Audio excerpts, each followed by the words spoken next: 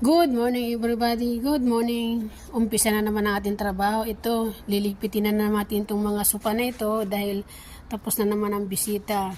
Tapos na ang mga naligo, ang mga binata. So, nag-night swimming sila.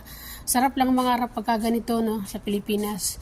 Meron kang ganitong salasit at meron kang swimming pool. Yun, no?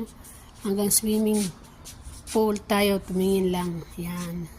Hindi naman tayo pwede maligo. So, liligpitin natin ito sa isa kasi nagpabisita yung binata namin kagabi kaya hindi ko na niligpit kagabi gabi na Kaya ngayon ko na lang umaga sa liligpitin. O, tara na. So, salamat sa inyo everyone, sa akin pang mga nanonood, sa akin pang mga video. Follow naman nyo ako para dumami tayo. Tsaka wag lang kayo scroll. Hindi lang panood ng panood. Comment din kayo sa baba para mag-usap tayo sa baba. O siya, salamat na. Salamat everyone. Thank you so much. Bye-bye. God bless.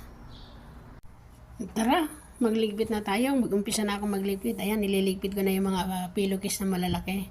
Sige, buhatin mo ng buhatin yan. Samahan nyo ako. Ganyan ang ginagawa namin pag may bisita. Labas, pasok, labas, pasok. Ganun lang. Nakakapagod, di ba? Kasi pag walang bisita, ano yan, empty. Pag may bisita, labas na naman. Sige.